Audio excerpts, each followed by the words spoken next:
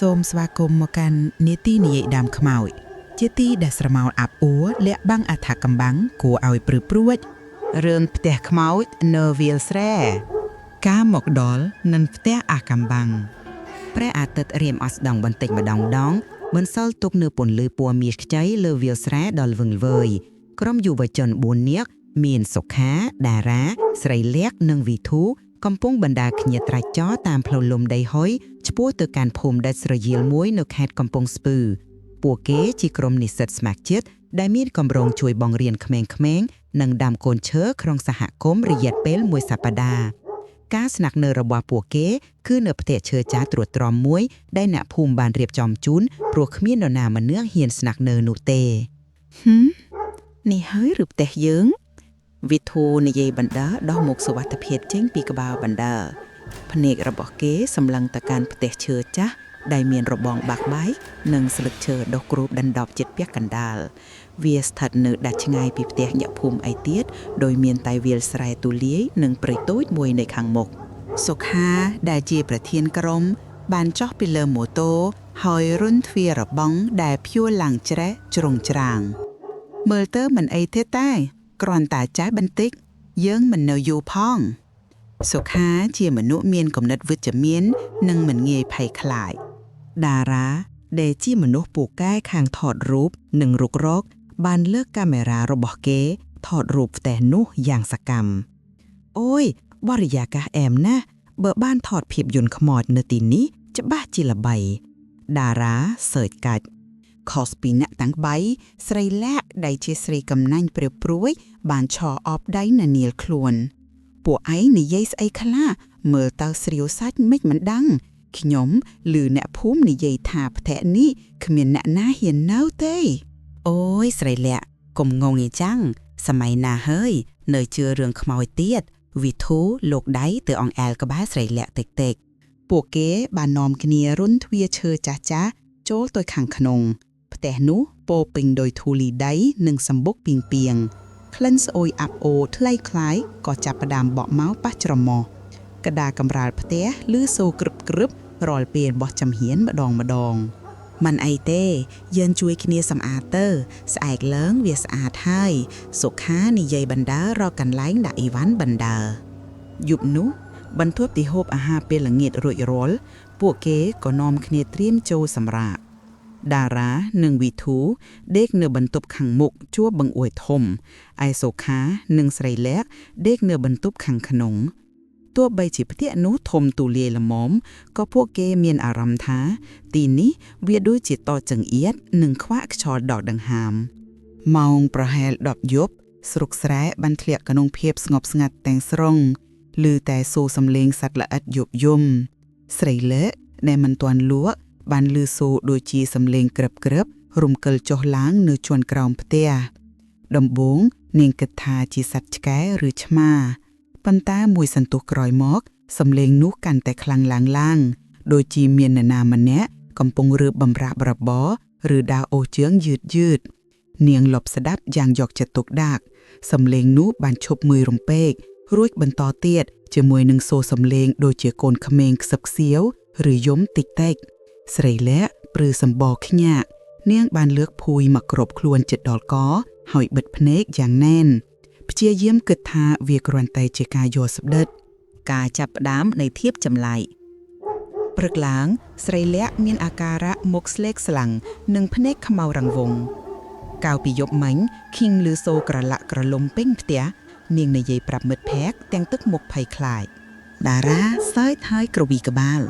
អូយស្រីលក្ខកុំនិយាយលេងអ៊ីចឹងខ្ញុំដេកលក់ស្រួលដូចងាប់ប្រហែលជាខ្យល់ឬសត្វកណ្ដរទេដឹងសុខាព្យាយាមលួងលោមវិធូងក់ក្បាលយល់ស្របខ្ញុំក៏មិនលើអ្វីដែរស្រីលក្ខដកដង្ហើមធំរួចក៏មិននិយាយអ្វីទៀតនាងគិតថាប្រហែលជាខ្លួនឯងគិតច្រើនពេកក៏មិនដឹងប៉ុន្តែចាប់ពីយប់ទី2មកភាពចម្លែកក៏ចាប់ផ្ដើមកើតឡើងចំពោះអ្នកផ្សេងទៀតផងដែរតារាដែលជាអ្នកដេកនៅជិតបង្អួចធំបានប្រាប់ថាកាលពីយប់មិញគេបានភ្ញាក់ពីដំណេកដោយសារត្រជាក់ខ្លាំង នៅពេលគេបើកភ្នែកឡើងគេបានឃើញស្រមោលមនុស្សព្រាវ3-4នាក់កំពុងដើរឆ្លងកាត់បង្អួចទៅម៉ងស្រមោលនោះដូចជាកំពុងរវល់នឹងអ្វីមួយវាមិនច្បាស់លាស់ទេតែគេដឹងថាវាមិនមែនជាអ្នកភូមិទេដំបូងខ្ញុំគិតថាជាចៅលួចមើលផ្ទះយើងតារានិយាយទាំងញ័រសំឡេងតែខ្ញុំមើលទៅដូចជាស្រមោលមនុស្សចាស់2នាក់និងក្មេងៗ2នាក់វិធូបើកភ្នែកធំហាញ់ប្រកាសអត់តារាកុំនិយាយលេងជាមួយខ្ញុំកាលពីយប់មិញខ្ញុំដេកមិនសូវលក់សោះចេះតែលឺសំឡេងឆ្អើតឆ្អាងដោយក្មេងយំតិចសុខាមិនតន់ជឿរឿងខ្មោចទេតែភាពអស់កម្លាំងក៏ចាប់ផ្ដើមកើតឡើងលើខ្លួនគេដែរកាលពីយប់មិញគេគេងមិនលក់សោះគេចេះតែលឺសូរខ្យល់បក់វូនៅត្រង់បង្អួចខាងក្នុងនិងសូរដូចមាននរណាម្នាក់កំពុងដកដង្ហើមធំនៅក្បែរត្រចៀកយប់កាន់តែជ្រៅភាពចម្លែកកាន់តែខ្លាំងក្លាឡើងយប់ទី3ពេលពួកគេកំពុងគេងលក់ស្កប់ស្កល់សុខាស្រាប់តែភ្ញាក់ពីដំណេកដោយសារមានអារម្មណ៍ថាត្រជាក់ពេញខ្លួនគេបើកភ្នែកឡើងឃើញវត្ថុមួយយ៉ាងធំកំពុងបាំងបង្អួតខាងក្រៅគេប្រកាសក្នុងចិត្តថាវាមិនមែនជាដើមឈើទេតែជាស្រមោលមនុស្សដ៏ខ្មៅងងឹតវាឈរនៅស្ងៀមអស់មួយសន្ទុះហាក់ដូចជាកំពុងសម្លឹងមើលមកក្នុងផ្ទះសុខាព្រឺឆ្អឹងខ្នងរួចក៏ដេកបិទភ្នែកវិញទាំងញាស់ខ្លួនវិធូបានរៀបរាប់ថាកាលពីយប់មិញគេបានភ្ញាក់ពីដំណេកដោយសារឮសំឡេងជើងដើរនៅក្បែរគ្រែគេគិតថាជាតារាចូលបន្ទប់ទឹកតែសំឡេងនោះបានមកឈប់នៅជិតក្បាលរបស់គេចេះតែមានអារម្មណ៍ថាមានអ្នកណាម្នាក់កំពុងអោនមកសម្លឹងមើលគេមិនហ៊ានបើកភ្នែកមើលទេព្រោះខ្លាចគេធ្វើពត់ចេះគេងលក់រហូតដល់ភ្លឺស្រីលាក់កាន់តែអស់កម្លាំងចេនគេទៅទៀតនាងមានសុបិនអាក្រក់រាល់យប់ឃើញក្មេងៗយំនិងមនុស្សចាស់ស្រែកហៅជួនកាលនាងមានអារម្មណ៍ថាមាននរអ្នកណាកំពុងចាប់ដៃឬចាប់ជើងនាងមុខរបស់នាងកាន់តែស្លែកស្លាំងភ្នែកក៏លើបធ្លាក់ចូលក្នុងតារាក៏មិនខុសពីតួភាពដែរគេចេះតែឃើញស្រមោលរត់ឆ្លងកាត់នៅជាយភ្នែករាល់ពេលងាកមុខម្ដងពេលខ្លះគេឮសំឡេងមនុស្សខ្សឹបនៅក្បែរត្រចៀកតែស្ដាប់មិនយល់គេព្យាយាមថតរូបប្លង់ផ្ទះនោះនៅពេលយប់តែលទ្ធផលគឺមានតែរូបភាពព្រិលនិងពន្លឺចម្លែកពួកគេទាំង4នាក់ចាប់ផ្ដើមអស់កម្លាំងជាខ្លាំងការងារស្ម័គ្រចិត្តរបស់ពួកគេក៏រអាក់រអួលពួកគេលែងមានកម្លាំងកំហែងដូចមុនពួកគេគេងមិនលក់ស្រុកស្រែកពេញមួយយប់ពួកគេដឹងថាមានអ្វីមួយយ៉ាងខុសប្រក្រតីនៅផ្ទះនេះការស្វែងរកការពិតយើងមិនអាចបន្តនៅទីនេះទៀតទេស្រីលាក់និយាយទាំងអួលដាំកខ្ញុំទ្រាំលែងបានហើយខ្ញុំខ្លាចណាស់សុខាក៏មានអារម្មណ៍ដូចគ្នាខ្ញុំក៏មានអារម្មណ៍ថាផ្ទះនេះមិនស្រួលដែរយើងគួរតែទៅសួរអ្នកភូមិរឿងផ្ទះនេះព្រឹកនោះពួកគេក៏បានទៅសួរលោកតាអាចារ្យនៅវត្តក្នុងភូមិលោកតាអាចារ្យបានស្ដាប់រឿងរបស់ពួកគេហើយមានទឹកមុខស្រប៉ាប់ស្រពោនផ្ទះនោះគ្មាននរណាហ៊ានទៅនៅទេកូនអើយលោកតាអាចារ្យនិយាយទាំងដកដង្ហើមធំវាជាផ្ទះដែលមានរឿងសើយពីអតីតកាលលោកតាអាចារ្យបានរៀបរាប់រឿងរ៉ាវផ្ទះនោះទាំងរលឹកផ្ទះនោះកាលពីមុនសង្គ្រាមលន់សេរីមារ៉ា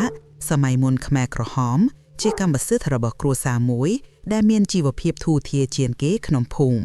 គ្រួសារនោះមានឪពុកម្ដាយ2នាក់និងកូន2នាក់ប្រុសម្នាក់ស្រីម្នាក់កូនប្រុសឈ្មោះចិនអាយុប្រហែល10ឆ្នាំរីឯកូនស្រីឈ្មោះនីអាយុប្រហែល2ឆ្នាំពួកគេជាគ្រួសារដែលល្អមានទឹកចិត្តមេត្តាធម៌ហើយឪពុកម្ដាយក៏ឧស្សាហ៍ទៅវត្តវាតែដោយសារតែមានទ្រព្យសម្បត្តិច្រើនពួកគេក៏ក្លាយជាគោលដៅរបស់មនុស្សអាក្រក់យប់មួយខ្មាំងសត្រូវដែលជាចៅលួចគោក្របីបានចូលមកប្លន់ផ្ទះនេះតែពួកគេមិនបានត្រឹមតែប្លន់នោះទេពួកគេបានសម្លាប់គ្រួសារទាំង4នាក់យ៉ាងព្រៃសៃឪពុកម្ដាយត្រូវបានគេចាក់នឹងកាំបិតរីឯក្មេងៗទាំងទីនាក់ត្រូវគេយកទៅច្រកក្នុងបាវហើយបោះចូលអណ្ដូងក្រោយផ្ទះលោកតាអាចារ្យនិយាយទាំងទឹកភ្នែករលៀងរលោង អ្នកភូមិបានរកឃើញសពពួកគេនៅពេលព្រឹកឡើងវាជាទិដ្ឋភាពដ៏រន្ធត់ផុសចាប់តាំងពីពេលនោះមកផ្ទះនោះក៏ត្រូវបានបោះបង់ចោលគេថាវិញ្ញាណរបស់ពួកគេនៅតែវិលវល់មិនបានទៅចាប់កំណើតព្រោះពួកគេស្លាប់ទាំងមិនបានការហើយក្មេងៗក៏ស្លាប់ទាំងមិនដឹងខ្យល់អីអ្នកភូមិធ្លាប់ឃើញស្រមោលមនុស្សដើរឆ្លងកាត់បង្អួតឬសំឡេងយំសោកនិងសំឡេងរបស់របរក្រឡាក់ក្រលុំជាញឹកញាប់នៅទីនោះពួកគេថាវិញ្ញាណទាំងនោះមិនចង់ធ្វើបាបនរណាទេតែពួកគេនៅតែស្វែងរកយុត្តិធម៌និងរង់ចាំការរំដោះពួកគេព្យាយាមប្រាប់រឿងរ៉ាវរបស់ពួកគេទៅកាន់អ្នករស់លោកតាអាចារ្យសម្លឹងមើលមុខពួកធัวអ្នកពួកកូនក៏មាននិស្ស័យជាមួយពួកគេដែរបានជាពួកគេព្យាយាមតាក់ទងក្រុមយុវជនទាំង4នាក់ស្រាប់តែព្រឺសម្បូរខ្ញាក់អ្វីដែលពួកគេបានជួបប្រទះក៏លេចឡើងក្នុងខួរក្បាលរបស់ពួកគេវិញសំឡេងយំរបស់ក្មេងៗស្រមោលដែលឆ្លន់កាត់បង្អួចភាពអស់កម្លាំងរបស់ពួកគេគឺសុទ្ធតែជាការប៉ុនប៉ងតាក់ទងរបស់វិញ្ញាណទាំងនោះចុះយន្តគួរធ្វើដោយម្ដេចទៅលោកតាសុខាសួរទាំងព្រួយបារម្ភកូនមានចាំបាច់ខ្លាចពួកគេទេពួកគេជាអ្នករងគ្រោះលោកតាអាចារ្យនិយាយបើកូនចង់ជួយពួកគេត្រូវតែរករបស់ដែលជាប់តាក់ទងនឹងពួកគេហើយធ្វើបុណ្យឧទ្ទិសកុសលជូនពួកគេ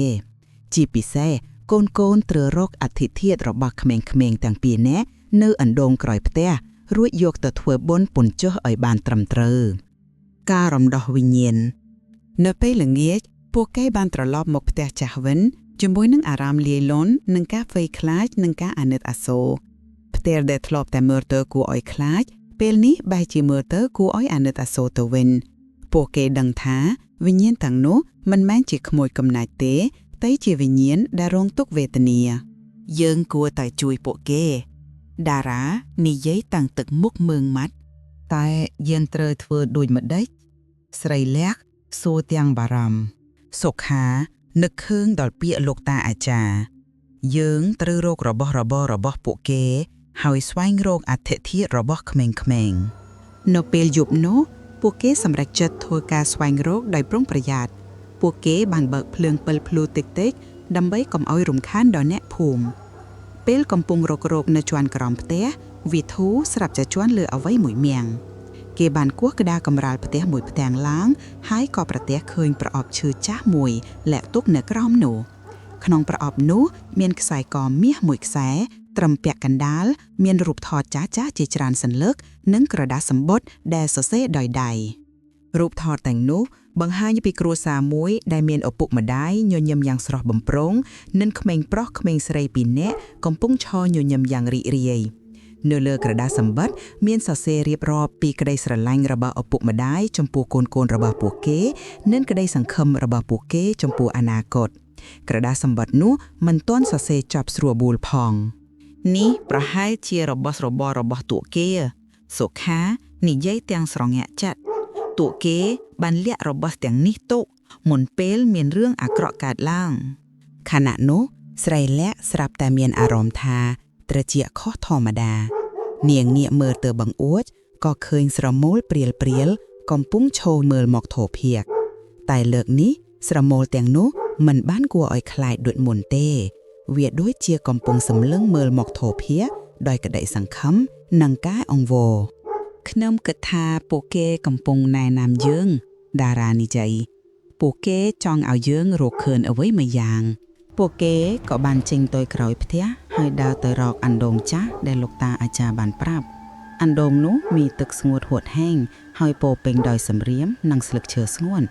ពួកគេបាននាំគ្នាជួយបោសសម្អាតនិងរំកិលថ្មបាំងមាត់អណ្ដូងចេញបន្ទាប់ពីប្រើពេលប្រហែលកន្លះម៉ោងពួកគេក៏បានឃើញរបស់មួយយ៉ាងនៅក្នុងបាតអណ្ដូងវាមិនមែនជាអធិធិធទេតែជាបាវចាស់មួយដែលមានវត្ថុមួយយ៉ាងនៅខាងក្នុងដោយមានការភ័យខ្លាចបន្តិចវិធូបានទម្លាក់ខ្សែជក់ទៅចងបាវនោះហើយយឹតវាឡើងលើពេលពួកគេបាក់បាវនោះក៏ប្រទះឃើញតុក្កតាចាក់មួយកង់3បាក់បែកនិងសៀវភៅរឿងនិទានកូនក្មេងមួយក្បាលនេះជារបស់លេងរបស់ក្មេងៗស្រីលាក់និយាយទាំងអួលដើមកនាងបានលើកយកតុក្កតាចាស់នោះមកអោបវាមិនមែនជាអធិធិធទេ តែវត្ថុទាំងនេះគឺជានិមិត្តរូបនៃការបាត់បង់និងការឈឺចាប់របស់ក្មេងៗទាំងពីររំពេចនោះពួកគេក៏បានឮសំឡេងខ្យល់បក់វូវូប្លែកពីធម្មតានៅពេលពួកគេងាកមើលទៅជុំវិញស្រមោលព្រាលៗចំនួន4ក៏បានលេចឡើងនៅជុំវិញពួកគេលើកនេះស្រមោលទាំងនោះកាន់តែច្បាស់ពួកគេអាចមើលឃើញស្រមោលមនុស្សពេញវ័យ2នាក់និងក្មេងៗ2នាក់ពួកគេមិនបាននិយាយអ្វីទេគ្រាន់តែសម្លឹងមើលមកពួកគេដោយទឹកមុខស្រងៀសស្រងោចនៅក្នុងដៃរបស់ស្រមោលក្មេងស្រីក៏មានតុក្កតាមួយយ៉ាងស្រដៀងនឹងតុក្កតាដែលស្រីលាក់កំពុងតែកាន់សុខាបានប្រាប់មិត្តភក្តិថាពួកគេមិនមែនជាខ្មោចអាក្រក់ទេពួកគេគ្រាន់តែចង់ឲ្យយើងដឹងរឿងរបស់ពួកគេហើយចង់បានការរំដោះពួកគេក៏បាននាំគ្នាលុតជង្គង់ចុះសុខាបានលើកប្រអប់ឈើនិងរបស់លេងក្មេងៗឡើងលើហើយបានអធិដ្ឋានអោវិញ្ញាណក្ខន្ធម្ចាស់ផ្ទះអើយយើងខ្ញុំបានដឹងរឿងរ៉ាវរបស់អស់លោកស្រីហើយយើងខ្ញុំសូមឧទ្ទិសកុសលផលបុណ្យទាំងអស់ដែលយើងខ្ញុំបានធ្វើជូនដល់អស់លោកស្រីនិងក្មេងៗទាំងពីរសូមឲ្យវិញ្ញាណក្ខន្ធរបស់អស់លោកស្រីបានទៅកាន់សុគតិភាពកុំវិលវល់នៅទីនេះទៀតសូមឲ្យវិញ្ញាណក្ខន្ធរបស់ក្មេងៗបានទៅចាប់កំណើតសារជាថ្មីសូមឲ្យអស់លោកស្រីបានសម្រាកដោយសេចក្តីសុខចុះនៅពេលសុខាអធិដ្ឋានចប់ស្រមោលទាំង4នោះក៏ចាប់ផ្ដើមព្រាលបន្តិចម្ដងរួចក៏រលាយបាត់ទៅក្នុងភាពងងឹតខ្យល់ដែលធ្លាប់តែបក់វូវូក៏ស្ងប់ស្ងាត់ទៅវិញភាពត្រជាក់ដែលធ្លាប់តែលំពណ៌ថប់គាក៏បាត់អស់ទៅពួកគេមានអារម្មណ៍ធូរស្រាលក្នុងចិត្តយ៉ាងខ្លាំងសេចក្តីសុខត្រឡប់មកវិញព្រឹកស្អែកឡើងពួកគេបានទៅជួបលោកតាអាចារ្យម្ដងទៀតហើយបានរៀបរាប់រឿងរ៉ាវទាំងអស់លោកតាអាចារ្យបានងក់ក្បាលយល់ព្រមហើយបានរៀបចំពិធីបង់សុគលនិងឧទ្ទិសកុសលធម៌ជូនដល់វិញ្ញាណក្ខន្ធគ្រួសារដែលបានស្លាប់ទៅញាក់ភូមិក៏បានចូលរួមក្នុងពិធីនោះយ៉ាងច្រើនកុះករចាប់តាំងពីថ្ងៃនោះមកផ្ទះចាស់ក្រោយស្រែនោះក៏បានធ្លាក់ចូលក្នុងភាពស្ងប់ស្ងាត់ទាំងស្រុងគ្មានសំឡេងក្រឡាក់ក្រលុំ